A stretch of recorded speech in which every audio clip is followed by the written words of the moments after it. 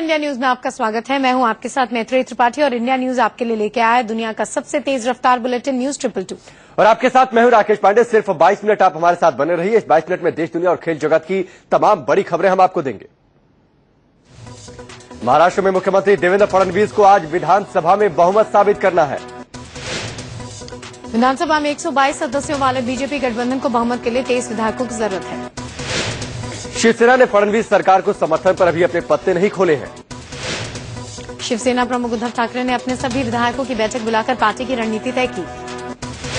उद्धव ने विश्वास मत के दौरान विधायकों को व्हिप जारी कर दिया है। सभी विधायकों को सुबह 9 बजे विधानसभा पहुंचने के लिए कहा गया है। ऐसी भी खबरें हैं कि बीजेपी को समर्थन देने को लेकर शिवसेना में 2 धड़े बन गए हैं।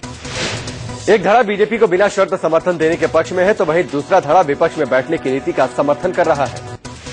खबर है कि उद्धव ठाकरे ने सभी विधायकों के साथ बारी बारी से बातचीत की। सूत्रों से खबर है कि विधायकों ने उद्धव ठाकरे को भरोसा दिलाया है कि वो पार्टी लाइन नहीं तोड़ेंगे।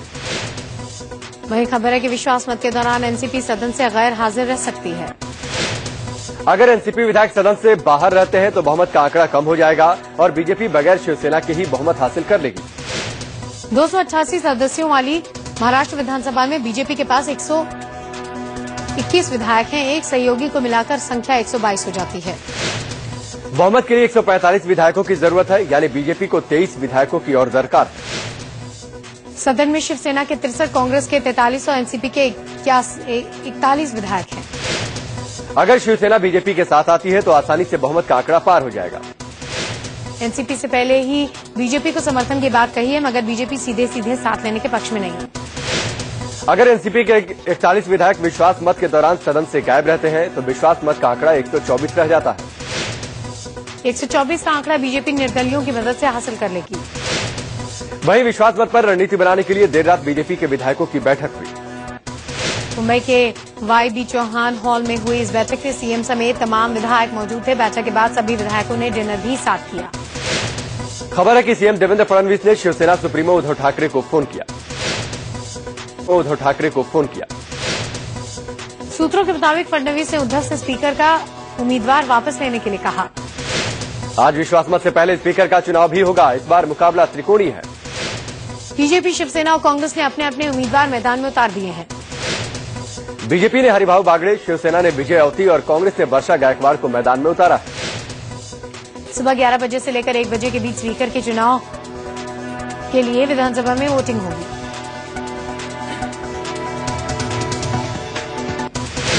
दो बजे तक काउंटिंग होगी, जिसके बाद स्पीकर के नाम का ऐलान होगा।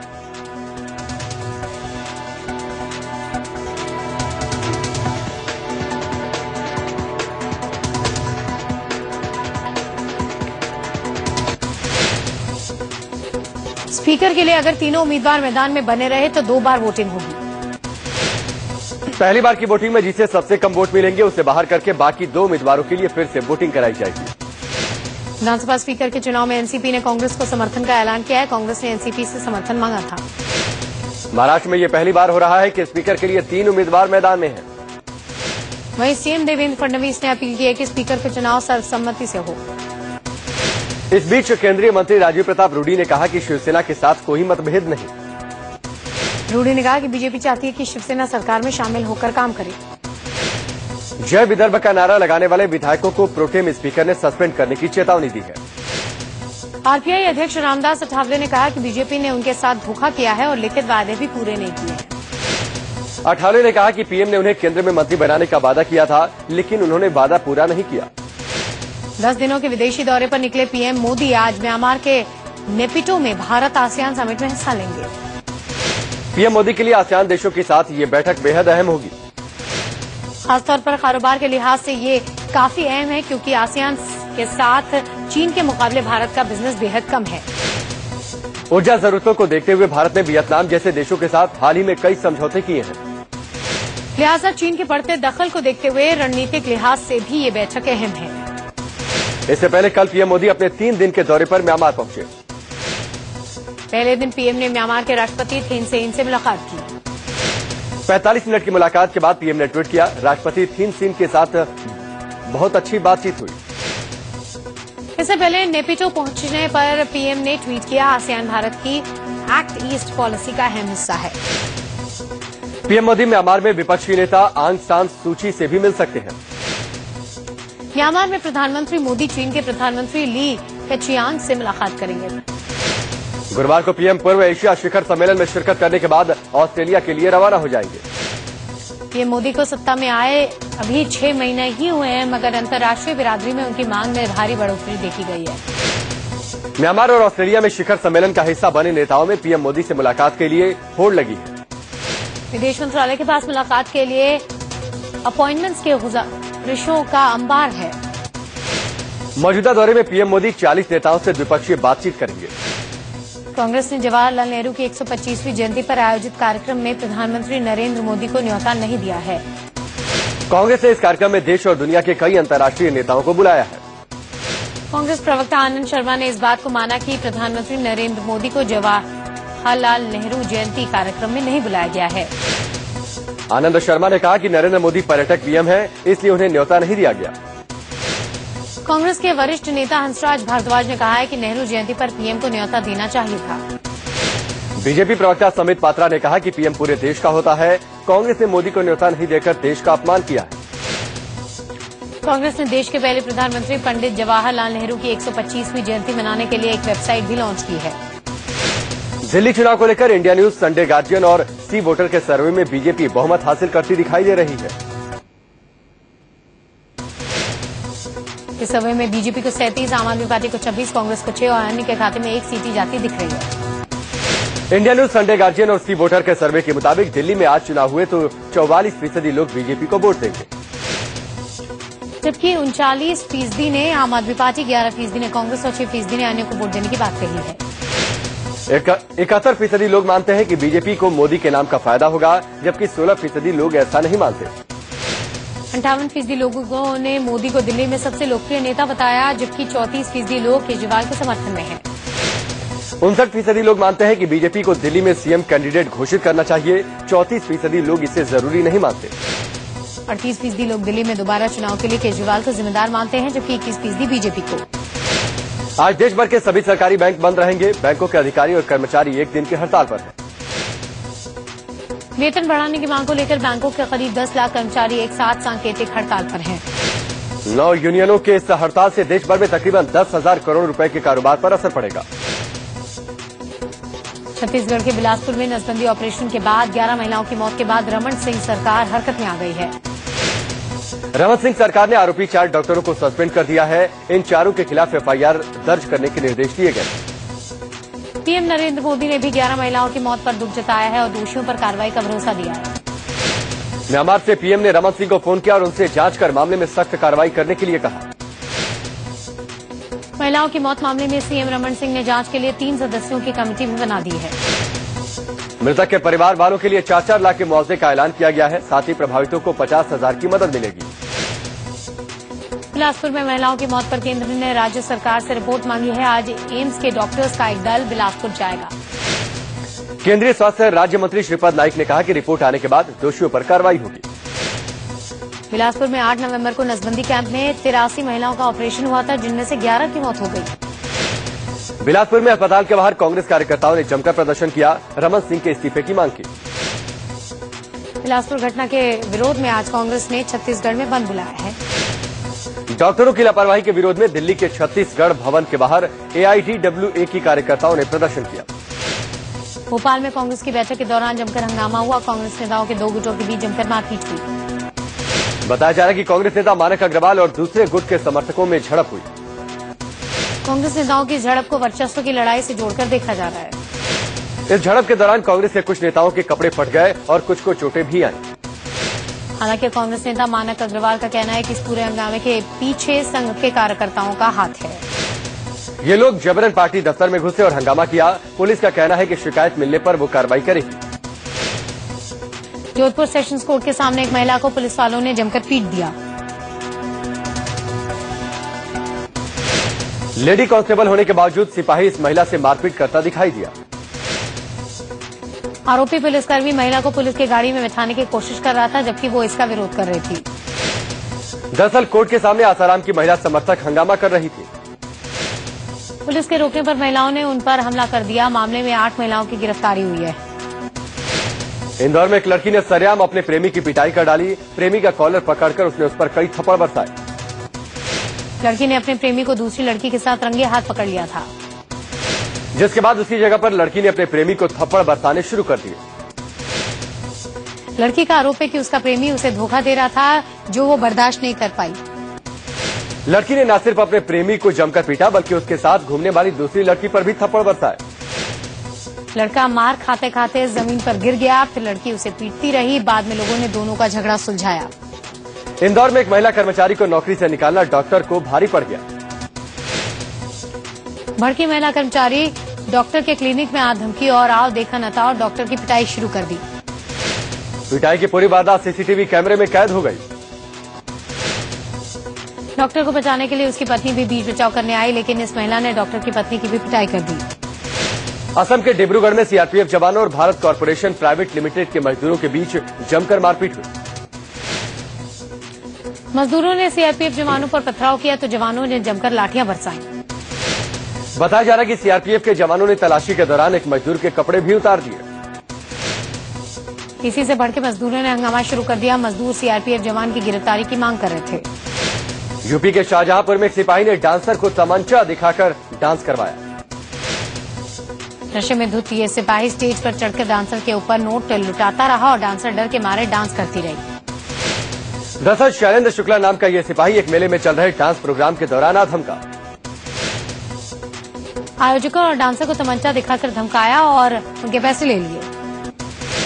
तमंचे के बल पर उसने डांसर को काफी देर तक स्टेज पर नाचने के लिए मजबूर किया।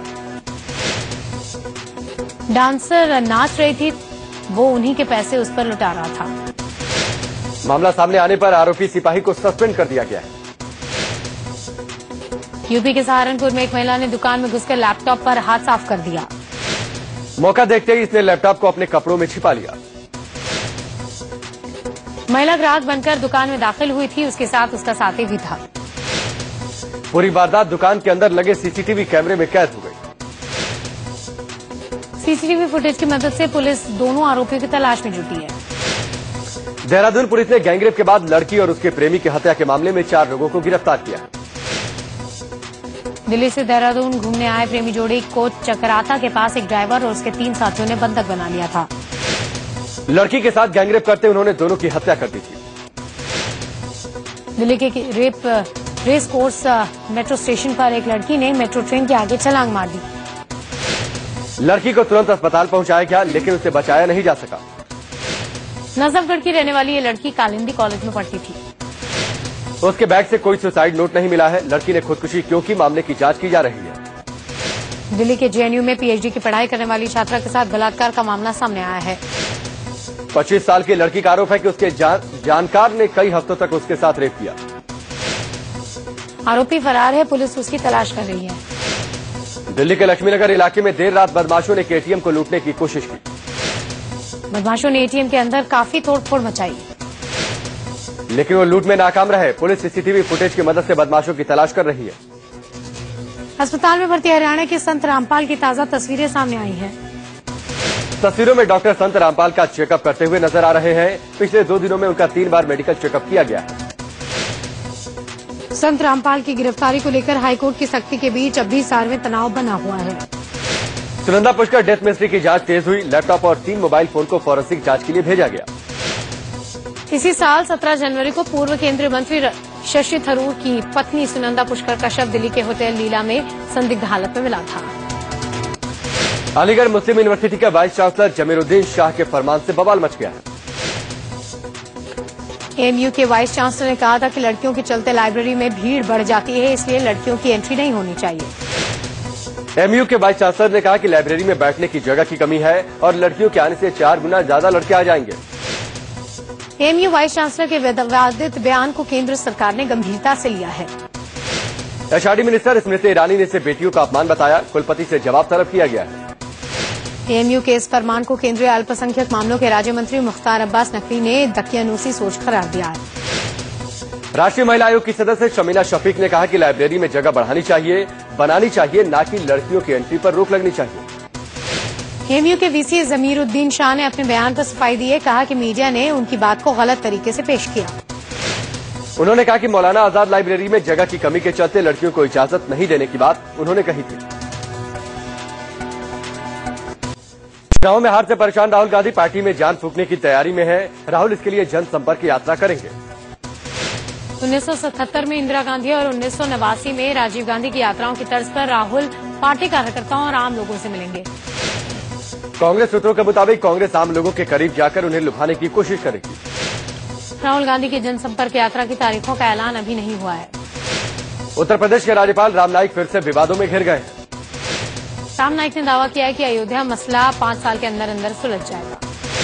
नाईक ने दावा किया कि पीएम मोदी अयोध्या का शांतिपूर्ण समाधान के लिए एक योजना पर काम कर रहे हैं। अपने सस्पेंशन के चलते चर्चा में रही नोएडा की पूर्व एसडीएम दुर्गा शक्ति नागपाल अब यूपी छोड़कर केंद्र में आ गई हैं। दुर्गा शक्ति नागपाल को कृषि मंत्री राधा मोहन सिंह का ओएसडी बनाया गया है। ग्रेटर नोएडा में एक विवादित धार्मिक स्थल को हटाने के बाद यूपी सरकार ने दुर्गा शक्ति नागपाल को सस्पेंड कर दिया था। समाजवादी पार्टी के अध्यक्ष मुलायम सिंह यादव ने नरेंद्र मोदी को चालाक प्रधानमंत्री बताया। मुलायम ने कहा कि संसद के अंदर मोदी उनके सवालों को चालाकी से टाल जाते हैं। बिहार के सीएम जीतन राम मांझी ने पीएम नरेंद्र मोदी पर आदिवासियों और चंपारण की अनदेखी का आरोप लगाया। भारतीय नेपाल सीमा पर मौजूद वाल्मीकि नगर के दौरे पर उन्होंने बातें बोली। मांझी ने वन विभाग के अधिकारियों को भी नहीं बख्शा। कहा कि वन विभाग के अधिकारी जंगल में दिया जलाकर रंगरेलियां मनाते हैं। आदर्श ग्राम योजना के तहत केंद्रीय मंत्री नितिन गडकरी ने 5 गांवों को गोद में लिया है। 5 गांव की आबादी 5000 है और ये नागपुर से महज 15 किलोमीटर की दूरी पर है। दिल्ली हाईकोर्ट ने कहा है कि अगर कोई मंत्री चाहे तो किसी पान वाले को भी अपना सेक्रेटरी नियुक्त कर सकता है। कोर्ट ने सचिवों की नियुक्ति को चुनौती देने वाली याचिका को जनहित याचिका मानने से इनकार कर दिया। अगली सुनवाई 18 नवंबर को होगी।